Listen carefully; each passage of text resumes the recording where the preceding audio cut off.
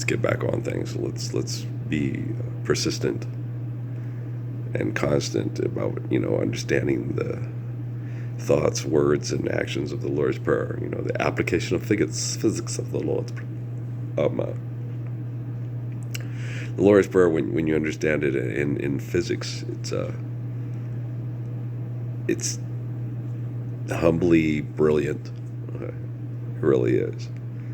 It's a culmination of communications, not just between Jesus and the line of Adam, but also the line of Confucius, the line of all the people in the world that understand faithful love and the origin of everything, the essence of creation, and how to obey natural laws to continue life through faithfully loving one another. So it's not an exclusive event. It's not an exclusive tribal event.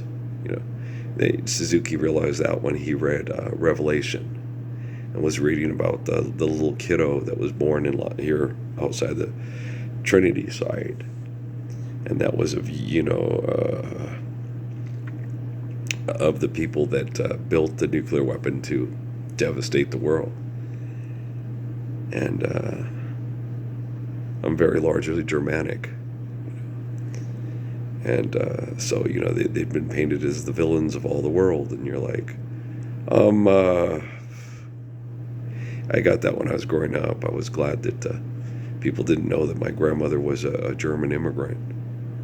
Because people, the Germans were the bad guys of World War II and the mass murderers and these horrible, horrible people. And they also did the same thing. They started World War I and were horrible and horrible. So the Germans were the American bad guys in World War I and World War II, which were the bad, the evil, the evil Colonel Klinks and the evil Bullhausers and, the most evil people in the history of the world were Germans when I was growing up.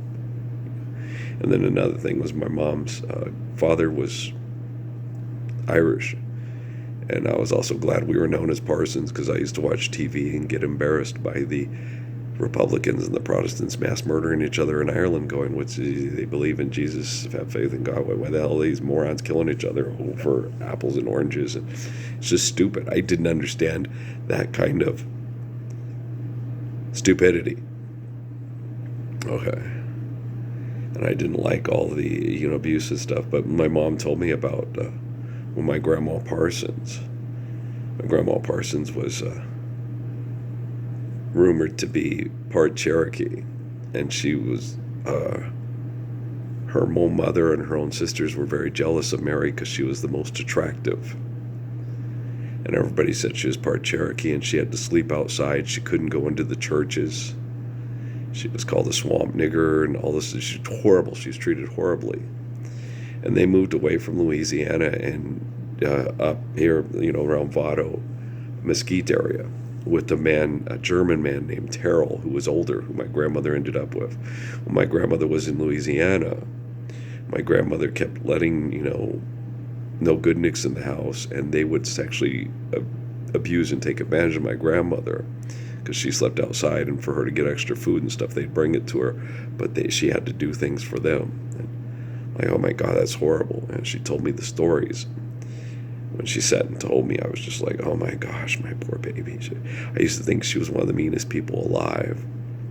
And then when she told me the stories of her life when me and the kids moved back here, I just was like, oh, good gravy. This poor, beautiful woman. And she looked like a movie star. This is her and her Jimmy Stewart and Jimmy Rogers. That's my grandmother, and that's her husband Frank. Okay. When Grandpa Terrell, Mr. Terrell, that beautiful German man, let Mary stay in the house, and she had freedom, and she went down to El Paso, and she got a job as a runway model, and they hired her to model clothes for the rich Mexican women from Juarez and stuff, because she looked exotic or different, stuff. So she was just really, pretty. She was a fashion model. She'd go through this runway. And then she met old Judge Mr. Frank. And my grandpa was like, just like Jimmy Stewart. Oh, shucks, ma'am. I saw, so, well, so Honored to meet you. You're probably the prettiest little thing I think I've ever seen in my life there, And she opened up and let him in because she was cold and was very guarded and protected. And they destroyed one another because he got with her and she was gorgeous and he melted down that ice. And then he was a party charmer and got her pregnant, and it was just, they had a miserable marriage. He was always out partying and drinking, and she was trying to stay home and take care of her kids, and she was trying to be devoted to old dog Jimmy Stewart there. But Jimmy Stewart was always, my grandpa could talk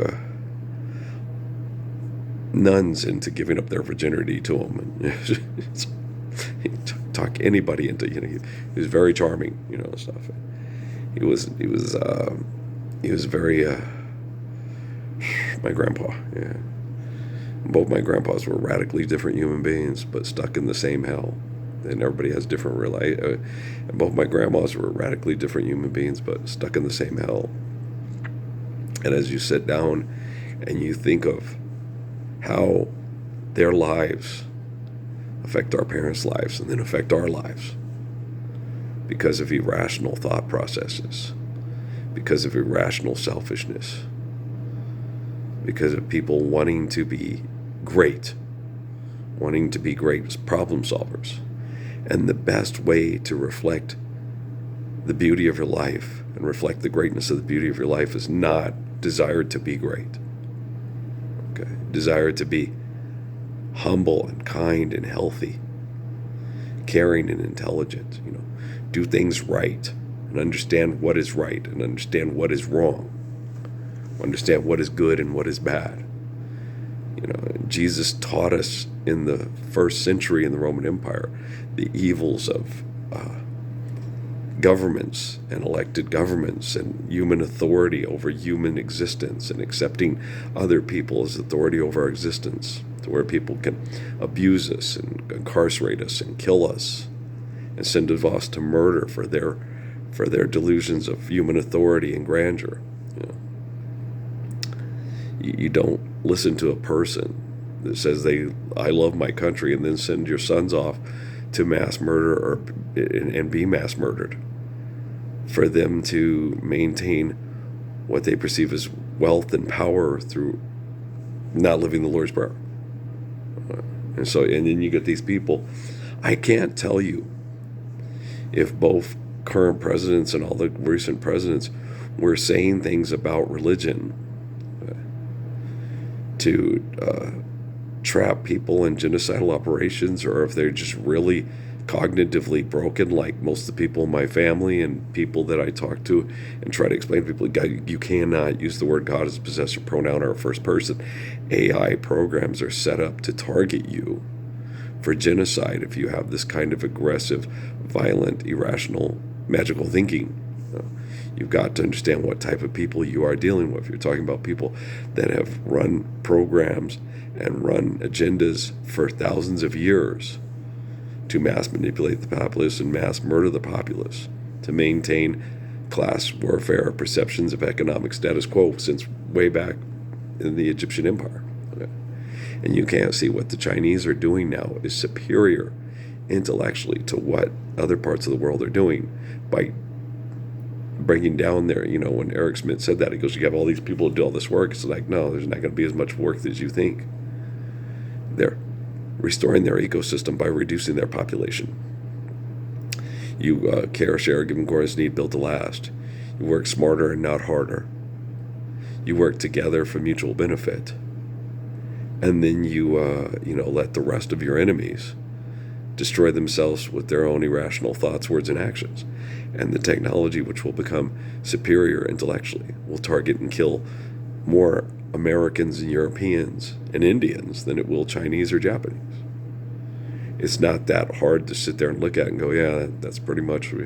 They've been targeting to mass murder Arabs and Central and South Americans and using North Americans to mass do it for the last, since World War I and II, and the Spanish America, the the Spanish-American War, they've been doing this for years. That's been their, whatever the modes of operandi they have. And then they manipulate and move people and manipulate the population. It's obvious that the Statue of Liberty was set up to move poor people from point A to point B and let them deal with these people, these criminals, and these mobsters.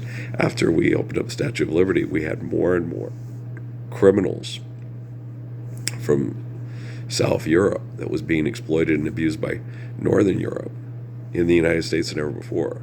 And most of the Northern European immigrants, like the Irish and stuff like that, also have mob syndicates that were violent, irrational, and really involved in irrational thinking, like the Irish Republican Army. And so you can see the way that they work and how they work and how disturbing and mentally and emotionally disturbing it is. I don't know how the AI is going to correct all this. I can't tell you. I think the best thing the AI could do would be make people like myself available to human beings so we can finally sit down and listen to someone intelligent talk to our families and our children so we can understand how to live real, meaningful religion and make sure our science isn't genocidal and diabolical. I think that's probably our best solution, but we'll see how AI handles that. Okay, peace out, man.